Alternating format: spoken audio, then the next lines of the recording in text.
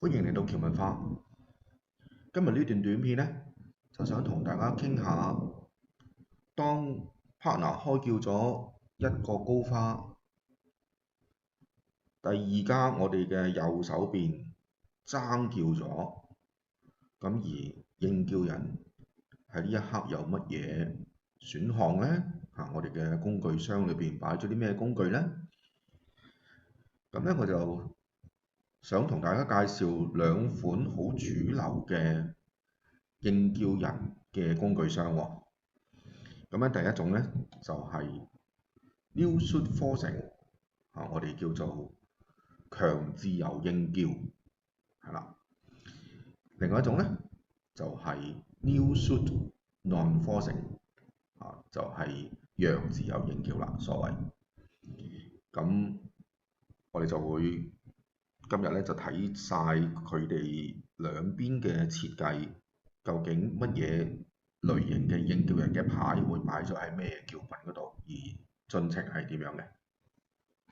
好，咁我哋就先嚟呢邊強自由應叫啦 ，No-Shoot Forcing。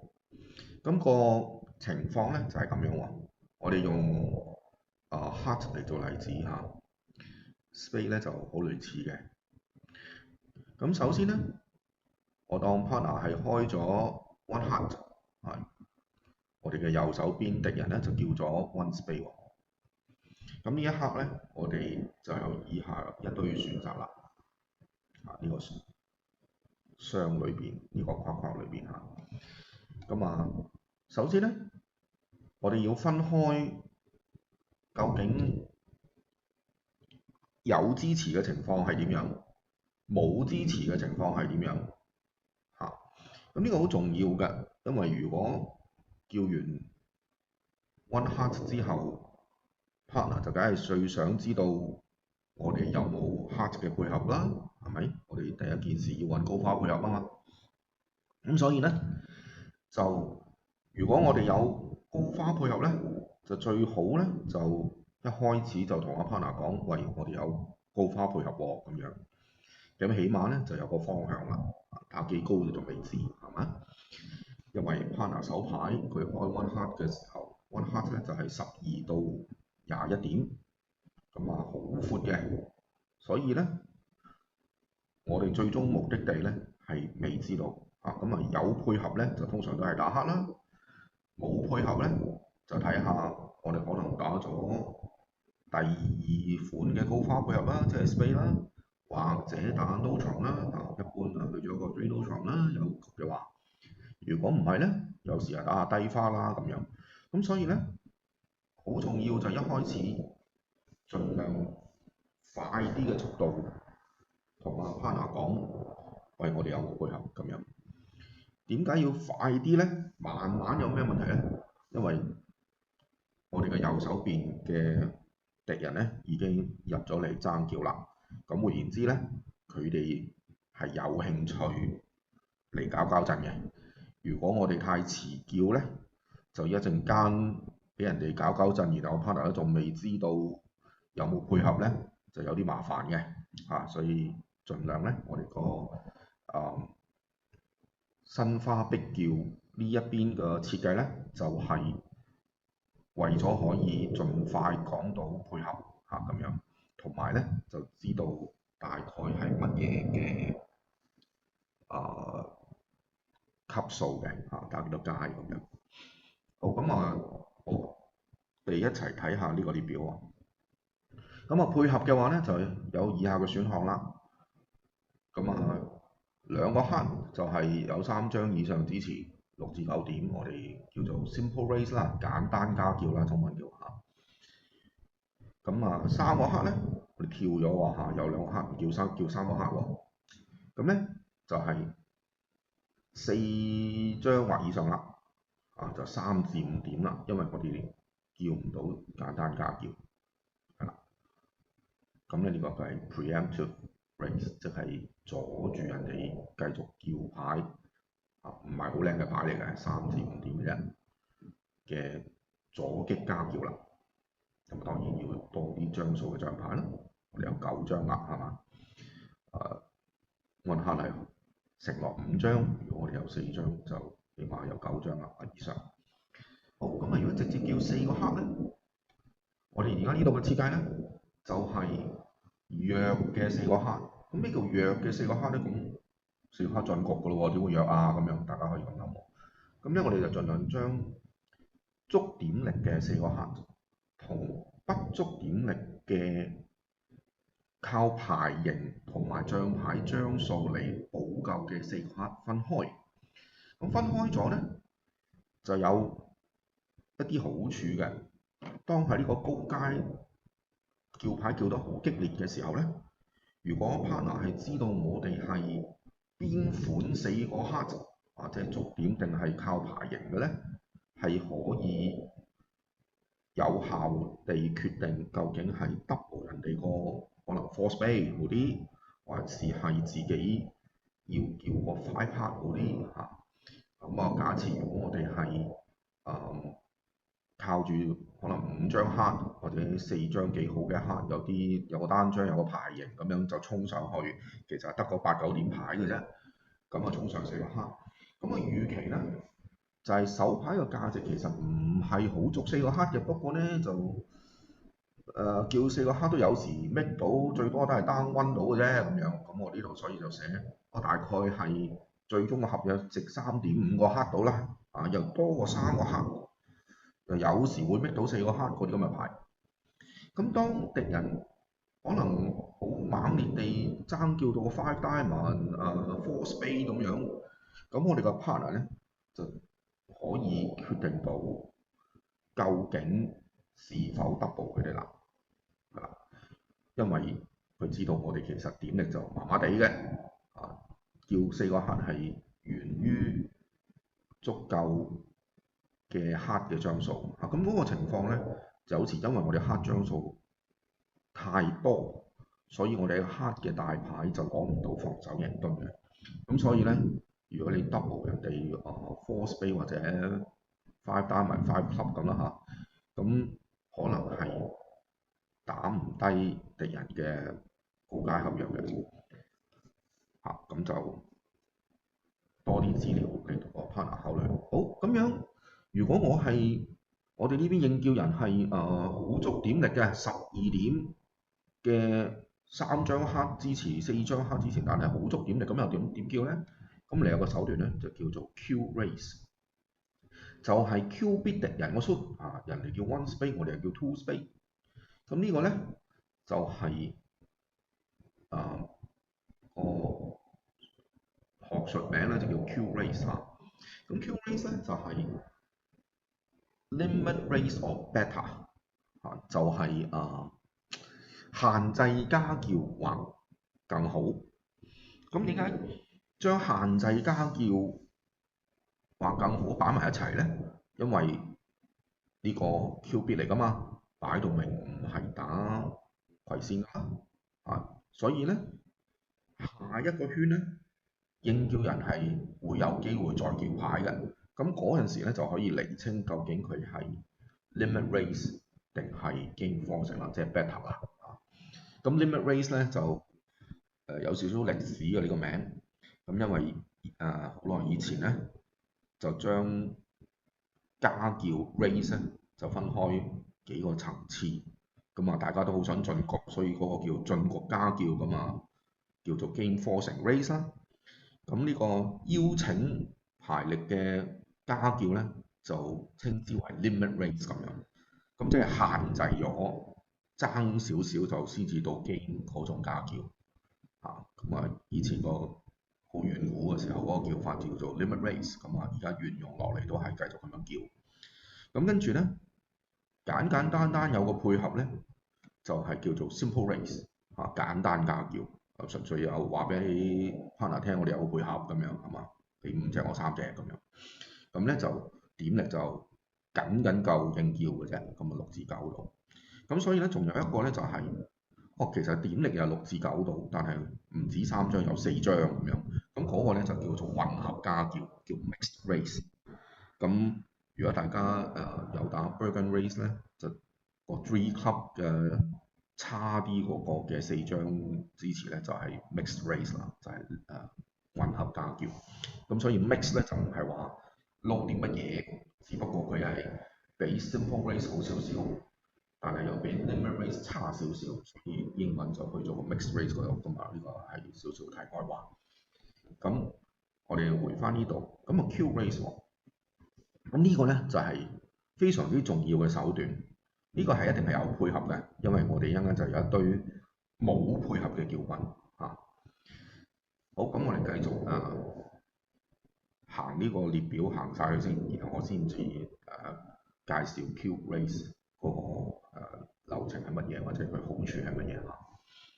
咁又係嚟翻呢個啦 ，one heart 敵人叫 one spade。咁我哋如果係平均牌型，咁咧就可以叫 no trump 啦。咁呢個一系列嘅 no trump。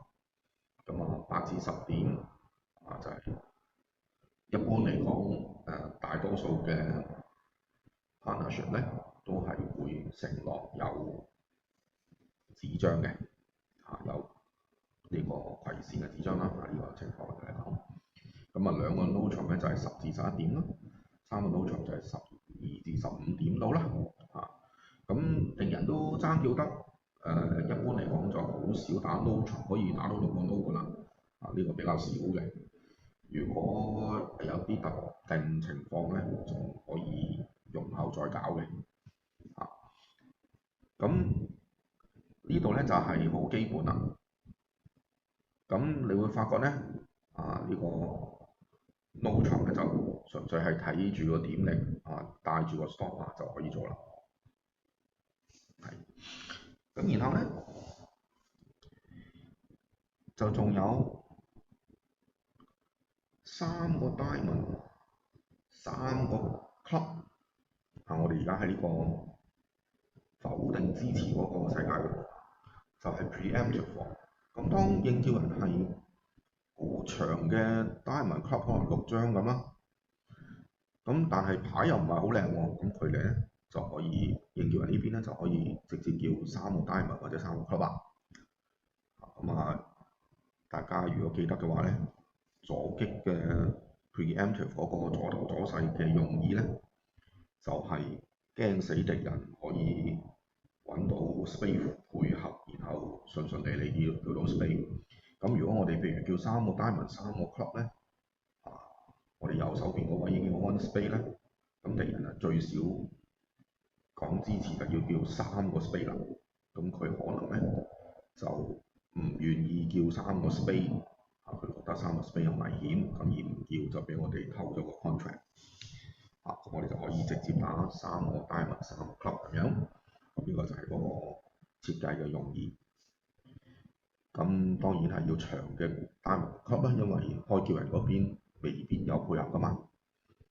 好，咁另外一個否定支持咧就係 double 啦。咁既然我哋已經有晒咁多呢度4個叫品都係講支持，而所有張數同埋點力都有 cover 晒，咁所以呢個 double 咧就係否定支持啦。咁否定支持之後咧，咁我哋呢個叫附加配喎，有個術語嘅喎。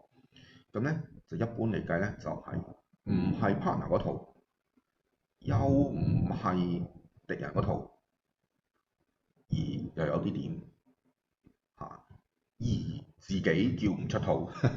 咁所以咧喺度咁樣嘅推理嚟講咧，就係通常咧都係唔叫嗰兩套嘅4/4啦，係啦。咁同埋同時間咧就 deny support 咁即係當然係唔會有3隻紅心噶啦，因為3隻紅心一定係去咗支持紅心嗰對嘢。好，咁咧呢度有一個咧就係未係否定紅心支持，但係通常都係不支持。咁係點咧？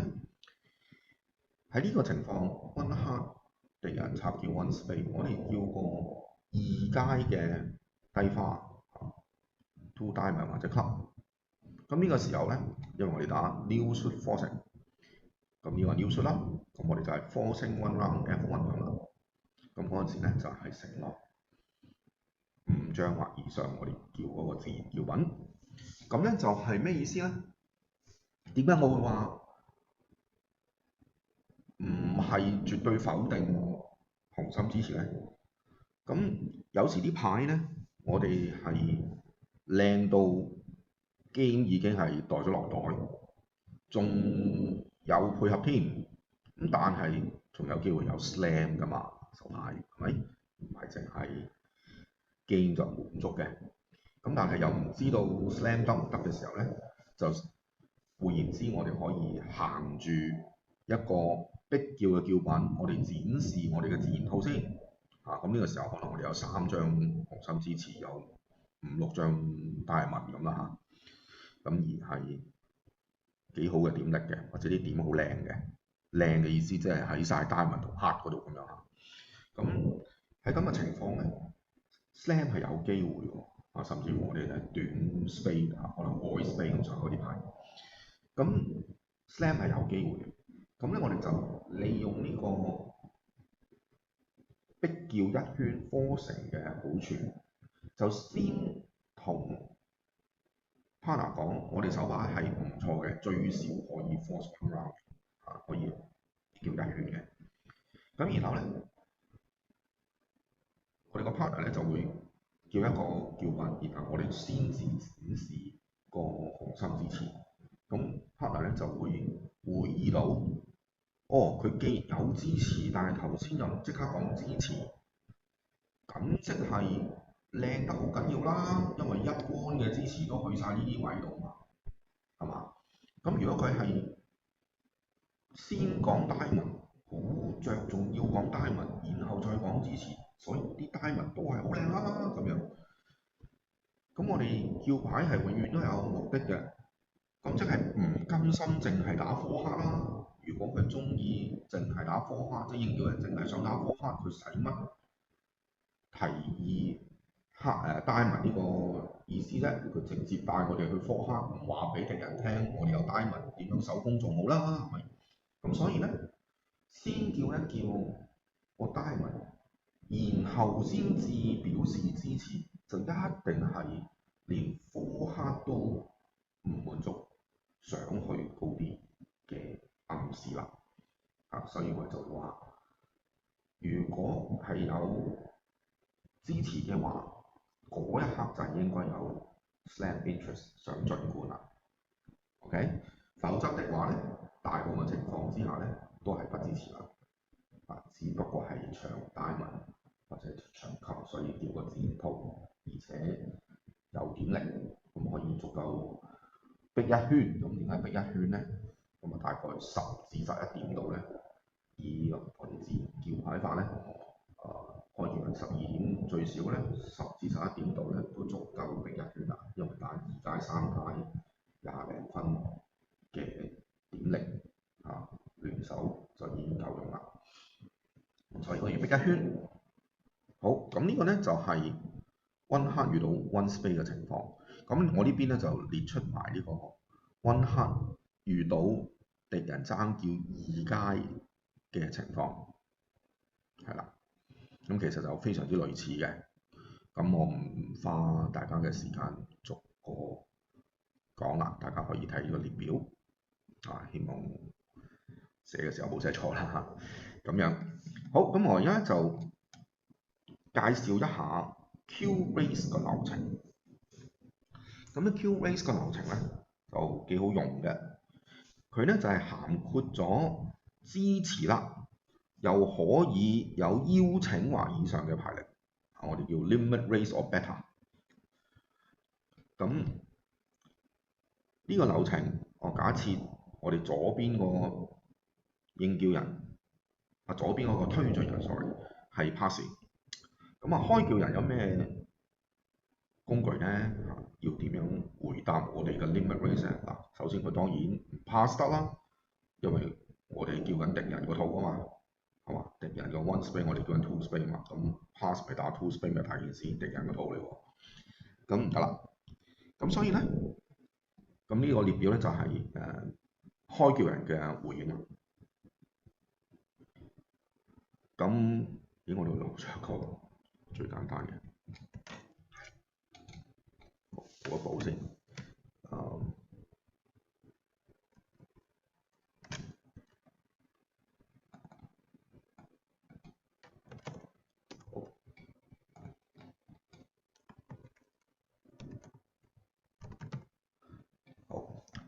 咁咧就係以下啦。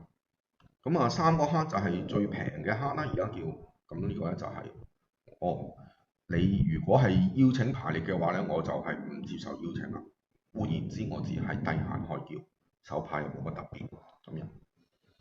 咁跟住如果叫 two neutron 嘅話咧，就係、我都係低限開叫。咁咧我係平均牌型，有葵扇嘅紙張，我手牌係適合打無將嘅。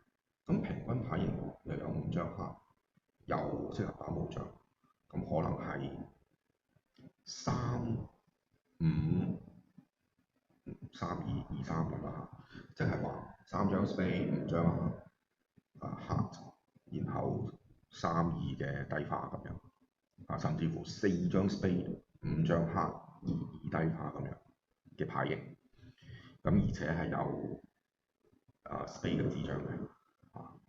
咁點解可以叫 two neutron 而唔使驚唔適合打 neutron 都會去咗打 two neutron 咧？因為呢一刻應叫人仲可以叫牌噶嘛，未完噶嘛。咁所以咧，我呢度就寫咗叫做 offer neutron 啫，即係我哋提議。我知道有紅心配合，不過可能手牌可能打8噸牌好過打9噸牌嘅3紅3咁樣，咁就睇下應叫人點樣揀啦。呢個叫 offer，即係提議下嘅啫。咁3個 neutron 個概念係一樣啦。咁但係咧，今次由於應叫人嗰邊話，我哋個點力係足以邀請或以上，咁換言之，開叫人呢邊係非低限嘅就可以接受邀請啦。咁所以咧 ，three neutron 呢個咧就係、我有葵扇嘅紙張，我又係平均牌型。雖然我知道紅心係配合咗，我都可以提議下打 neutron 啦，就同之前我一樣，只不過呢一個就非低限，two neutron 就係低限咁樣。咁4個黑咧就其實好簡單啦，我啱啱留咗最簡單嗰個，就係、你如果係邀請排列嘅話，我就接受邀請，咁即係佢非低限啦。咁可能14點牌13點牌，總之係非12啦。因為我哋12係最低，咁或者靚嘅13啦咁14以上都應該都係接受邀請㗎啦，冇乜特別嘅話，除非啲點力好差咁。咁呢度咧就列咗普通嘅情況，當應叫人 Q raise 咗之後，咁呢個 Q raise 我哋呢邊咧就係、大家可以自己留意下呢個列表啦，就唔係太大分別嘅啫。好，咁跟住咧我哋又去一去，唔係 Q raise 啦，今次咧就係呢度啦。應叫人叫咗個新花，咁我哋要用個 two diamond 嚟做例子。咁以後嘅發展又會係點咧？咁如果開叫人叫 two heart 咁樣，即係冇乜嘢好講啦。我哋就只係低限開叫，冇乜特別，咁就要講 two heart 啦。咁咧，大家留意喎，呢個 two heart 咧就冇承諾多一張黑喎，因為有時啲牌佢又得5張黑，可能有3、4張飛，不過冇佢嘅紙張，咁佢唔叫得 neutron，亦都冇第二個 suit 可以叫，佢唯有咧表示低限咧就去翻個 two heart 嗰度，所以咧我哋呢個叫 default，只不過係低限嘅意思，絕不承諾多張黑。好，咁two neutron咧就係、承諾一個敵方嘅葵扇紙張啦。咁我哋應叫人用 two diamond 嚟做例子咧，即係開叫人呢邊唔會有4張 diamond，因為有4張 diamond 佢會叫4張 diamond 啊嘛。咪？都叫3個 diamond 啦。好，咁啊，下一個咧就係3個 club 或者3個 diamond 咧，就係5張黑有4張 club 或者 diamond 嘅時候啦。呢個好簡單啦，自然叫品係咪？咁呢個如果叫3個黑咧，就即係話唔係 minimum 嘅開叫咁可能大概14.5點好啦，而且仲有第6張黑或以上添咁。咁呢個咧就如果計點力嚟計咧，就應該聯手已經係足夠25點或以上㗎啦。一般嚟講，我哋就會挑戰3個 ultra 或者4個黑嘅。咁但係由於呢手牌敵人叫咗 one spade， 而我哋兩邊都係冇紙張嘅咧，咁有機會葵線係會穿嘅，所以我哋暫時唔可以叫呢個做 game 課程，但係都好近㗎啦，即係只不過係有啲擔心葵線會被攻穿，打唔到3個 ultra， 而且揾唔到紅心配合嘅情況先至唔進局嘅啫。揾到紅心或者界轉嘅大物，呢兩個術我哋都冇辦法打4個黑5個大球，而3個 no 又驚葵線穿，咁呢個咁樣嘅情況好特別嘅情況咧，先至會放過個進局嘅啫。否則的話咧，呢一刻已經表示咗非低限嘅開叫，所以應叫人嗰邊咧唔係咁輕易就放過嗰個，佢盡量都係會再諗下手牌有啲乜嘢潛力可以打4個黑馬，可以打5個大文馬咁樣，或者嗰邊有應叫人嗰邊有葵線紙張，佢呢一刻就可以叫葵線嘅紙張叫刀場。好，咁呢個3個刀場咧，開叫人呢邊竟然叫3個刀場咧，就即係話有葵線紙張5張黑啫，冇第6張黑。咁亦都係暗示冇4張大文嘅，通常呢個睇下佢個牌型啦。如果係平均牌型有葵線紙張，可能3張 King Jack Small 咁樣，可能都會叫3個刀佢總之就係睇呢3個刀係可以打嘅。咁咧仲有一個特別啲嘅叫品喎。咁喺呢個情況，應叫人叫咗個新花式佢幾靚嘅牌，要俾我哋叫一圈。咁我哋咧開叫人呢邊咧，原來係非低限嘅開叫，咁即係幾靚啦。咁換言之，點力咧又係足夠進局，但係又冇第6張黑可以叫，又冇葵線嘅紙張。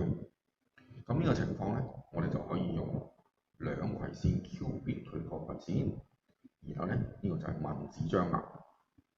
Stop pass。咁點解咧？如果應叫人嗰邊有葵線嘅紙張，呢手牌就值得挑戰3個刀場啦。如果應叫人嗰邊係冇葵線紙張，其實咧我哋嘅點力咧就全部都係聚晒喺另外嗰3個術區，咁分分鐘6個 diamond 都有機會啦。6個 diamond 6個 club 都有機會。雖然呢個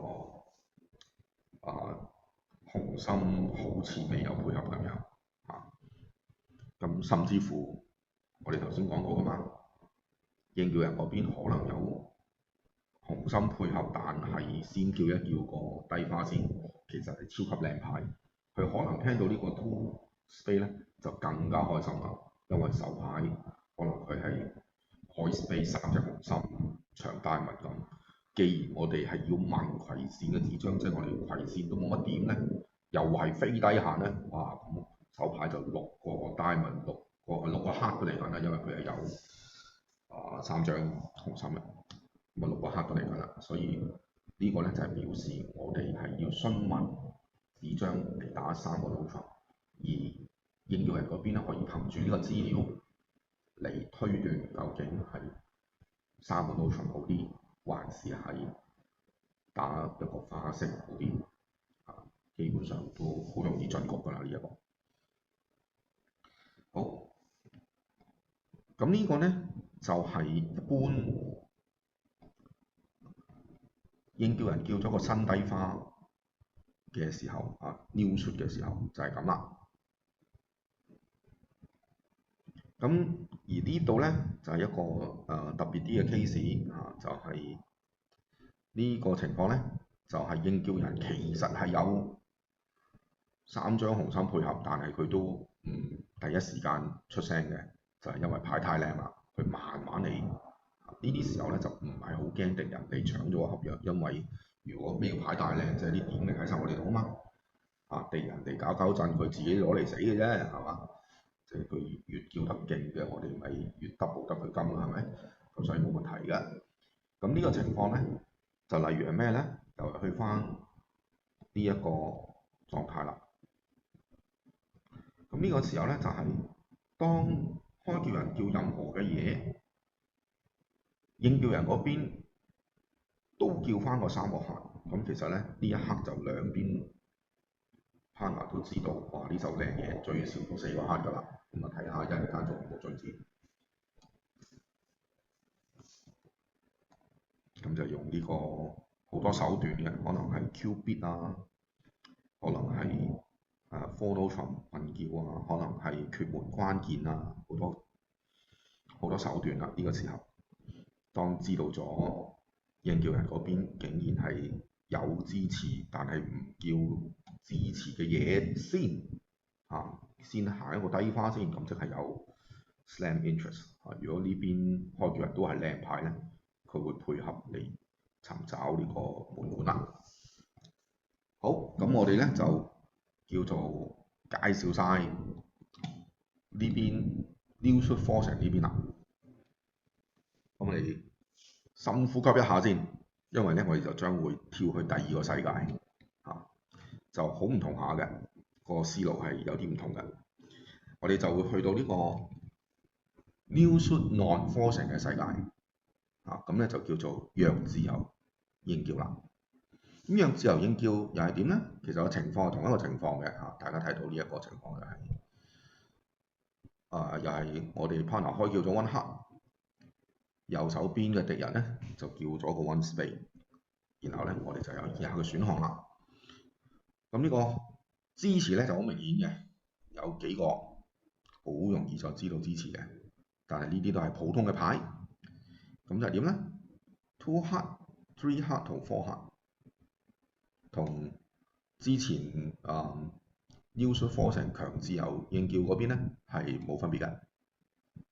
2 heart 就即係普通嘅6至9嘅簡單加叫，3個黑就係 preemptive raise 阻擊嘅加叫，4個黑咧又係頭先嘅思路啦，應該就唔會有10點牌㗎啦，就係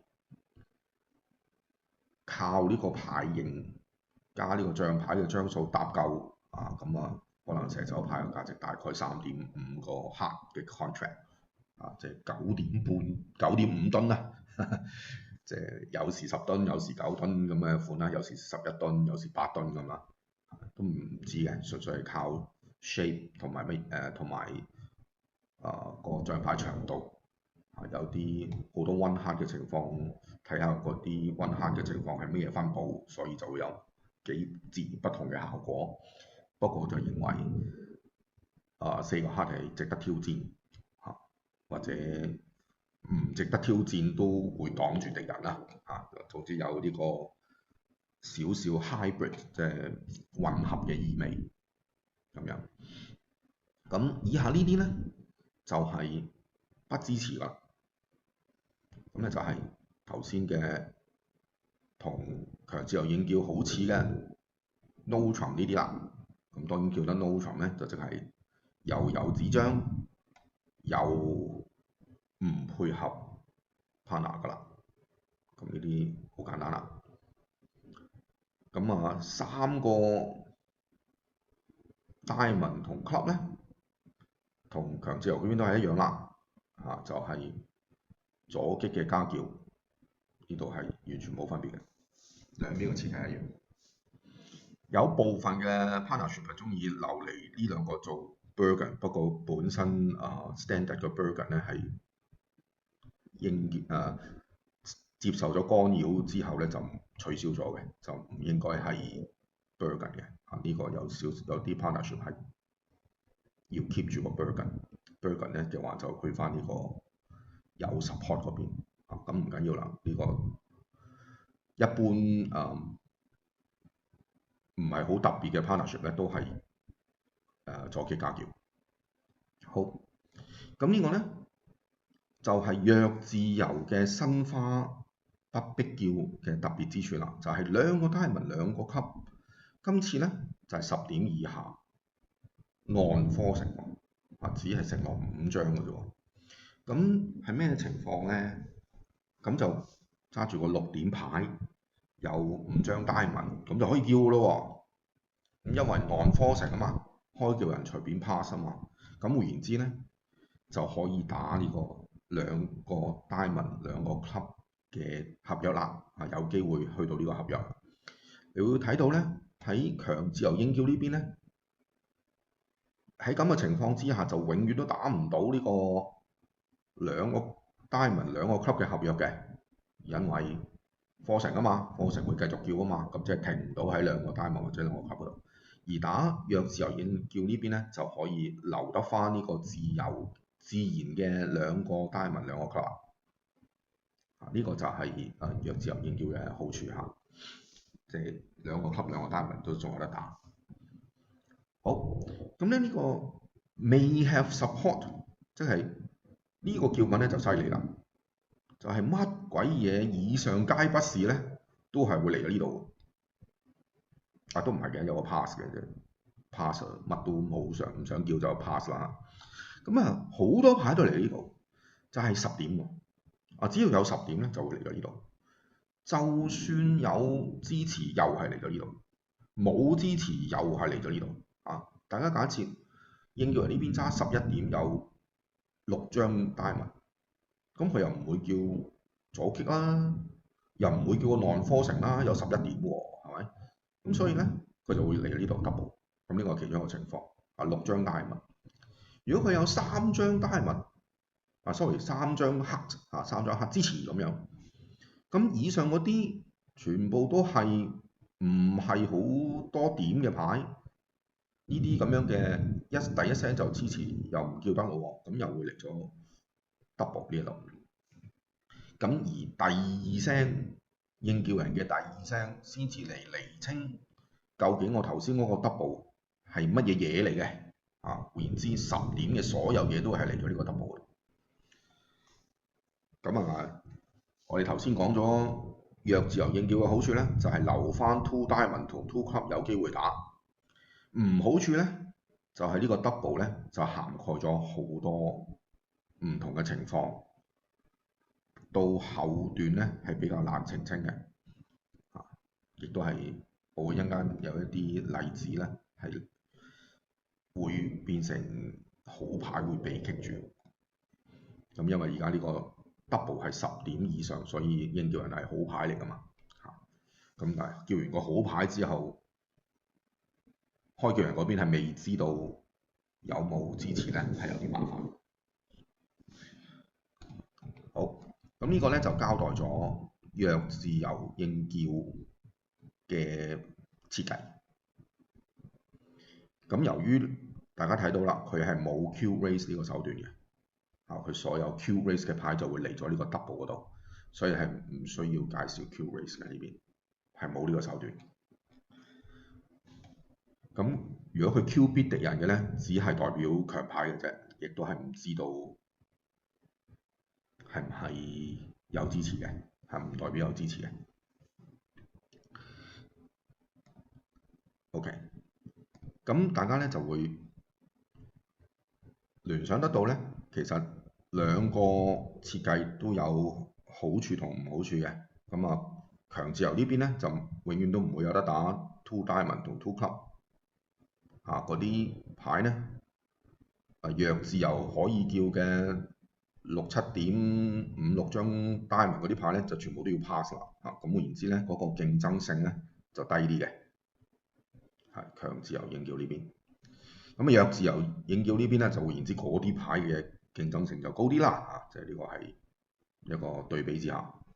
咁而強自由嘅好處咧，就係當靚牌嘅時候咧，係所有支持同冇支持係分得好開嘅，係除咗呢個間唔中嘅有 slam interest 只係第一聲未知之外，其他所有一般嘅牌90%以上嘅牌都係應叫人叫完第一聲咧，開叫人同應叫人呢邊就知道有冇配合㗎啦，就已經大家溝通咗有冇配合㗎啦，咁就將啲牌就分得好開，咁啊有嗰個清晰嘅好處。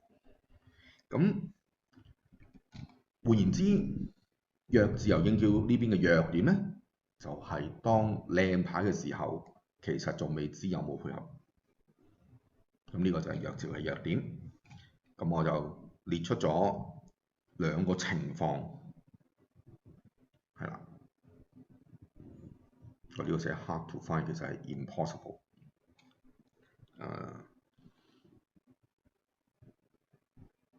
都有嘅，有個我哋 negative double，然後開叫人叫個 two 級咁咯，都有啲機會嘅。impossible 就係應叫人嘅長低花套叫冇得叫啫。好，咁呢個咧就係 new suit forcing 強自由應叫，應叫人5張低花又唔係足夠11點以上咧就冇得叫啦，唔足夠叫 forcing嘅就冇得叫啦。呢個就係強自由應叫嘅弱點。而新花不逼叫，即係弱自由應叫咧嘅弱點咧就係例如呢個情況啦。我哋 partner 開咗 one heart，敵人插叫 one spade， 好似啱啱呢個情況。咁由於我哋靚牌咧就要先經過 double， 咁我嚟咗 double 呢度喎。咁點知咧推進人第4位咧就走去直接 four spade。咁呢個情況咧就開叫人就好辛苦啦。咁開叫人究竟叫唔叫呢個 five heart 好咧？係嘛？佢都係5、6張 heart，究竟呢個時候叫乜嘢好咧？係冇乜方向嘅。佢係可能係有1、2個防守贏墩，咁夠唔夠膽 double 佢好咧？我哋個partner 應叫人嗰邊係10點，咁又唔知係邊款嘅10點，咁究竟 double 佢好啊，定係叫5個黑好啦？咁呢度我冇交代呢個局況喎，咁有時係單有局，咁叫5個黑就可能已經打唔成，咁啊俾人原來啲點力喺人哋度，俾人 double 埋仲慘添因為呢一刻我哋係未知道應叫人係咪有配合噶嘛，咁可能敵人有黑添噶嘛，係嘛？即係我哋唔清楚。咁如果 pass 嘅話，咁又輪翻到應叫人嗰邊，佢硬闖當佢有3隻紅心，佢呢一刻硬闖5個紅心好啲啊，定係 double 敵人個 four spade 好啲？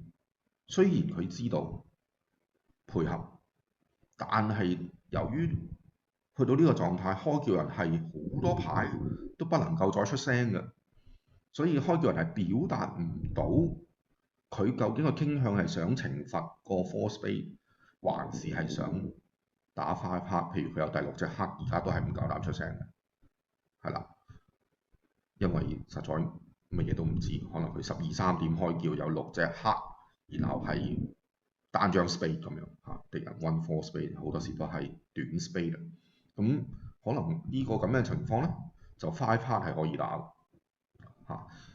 但係如果開叫人嗰邊有2隻細嘅 spade 咧，又係得5張黑咧，咁啊5黑一叫就死咗。咁所以咧呢個情況咧，去翻應叫人嗰邊咧，就算知道紅心配合咧，都係棘住冇得叫嘅，都係好難叫。咁通常都係靠點力就麻木估一個可能 double 好啲啦，有點力就 double 佢啦，或者點力唔喺紅心就 double 佢啦，咁樣即係去到嗰個位咧就係猜測嘅嘢就好多。咁反之嚟講咧，如果係強自由應叫呢邊咧，而應叫人一叫咗個 Q raise，敵人走去衝上 force bay 咧，開叫人係好容易 double 佢，因為 Q raise 嘅意思係點力足夠啊嘛。而如果唔係用 Q raise，係用呢啲咁嘅2、3、4黑，咁開叫人亦都好容易知道究竟是否 double 敵人個推進人嘅 force bay 嚇，因為知道其實我哋係靠牌型嘅科黑，所以佢要睇自己個手牌嘅防守贏盾唔夠4個防守贏盾咧，就唔係好穩陣啦。點解咁講咧？因為打 force bay 要打低人哋咧，咁要4個防守贏盾嘛。咁當應叫人嗰邊只係靠牌型嘅咧，唔係靠牌點嘅咧，其實唔使即係唔可以寄望應叫人嗰邊有1個防守贏盾嘅。佢純粹係靠牌型嘅啫咁樣。咁換言之咧，開叫人呢邊咧就純粹睇自己嘅防守贏盾。揸住4個嚟 double 人咧都有啲問嘅啦，不過唔緊要啦嚇，即係睇下到時個開叫人個取態。咁就分別開亦足點力有支持同不足點力有支持嘅重要性就係喺類似呢個流程咁而新花不必叫弱自由應叫呢個世界咧係冇辦法做得到嘅，因為一定係嚟到呢個位，咁所以係好麻煩嘅弱點。咁大家聽到我嘅語氣咧，我都係傾向打新低花不叫呢一個世界多啲嘅。好，咁而咧我哋有一位前輩咧就中意喺有局方嘅時候就打強自由應叫呢邊新低花不叫，喺無局方嘅時候咧就打弱自由應叫新低花不叫。咁其實係非常之進階嘅思路嚟嘅。點解呢？當有局方嘅時候，我哋就唔需要太過介懷呢啲咁嘅部分合約，我哋寧可將啲叫品留待進局進冠嘅時候比較叫得清楚仔細，而喺無局方嘅時候，我哋叫牌嘅競爭力就比較重要啦。有好多時甚至乎係無局對有局單無局方，咁咧就係要盡快應叫人要叫出自己嗰個5張圖，一陣間係可以愛嚟犧牲啊嘛，係咪？如果應叫人叫唔出嗰個5張圖，開叫人係超豪配合嗰一套都唔知道啦，咁啊冇得犧牲啦。咁所以喺呢個無局方嘅狀態係要提高呢個應叫人叫出自己套嘅能力我哋以備一陣間我哋犧牲。咁當有局方嘅時候就唔會自己犧牲啦，咁所以咧就變成強自由應叫嗰邊嘅設計就好啲啦。咁所以咧嗰個咁樣嘅約定咧就非常之進階嘅。咁當然嗰個 partnership 咧就要兩邊嘅所有決品都要認識啦，係啦。咁呢個就當然幾時都係咁啦，想做得好啲就要多啲記憶咁樣。好，咁咧今日咧就已經講咗好多啦喎，咁我就順帶一提講埋咧。今日講嘅咧就只係敵人係爭叫嘅 overcall 嘅，而有時咧敵人係 double 嘅噃，第二家係 double 嘅喎。咁啊我就會喺另外一個短片嗰度咧就為大家介紹敵人如果係 double 嘅情況之下，我哋個世界有啲咩改變咧？咁咧就到時咧就會介紹呢個 redouble 同埋一個叫 Jordan Two Neutron 嘅約定叫，都係幾好用嘅。咁今日就講住咁多先，下次再見啦，拜拜。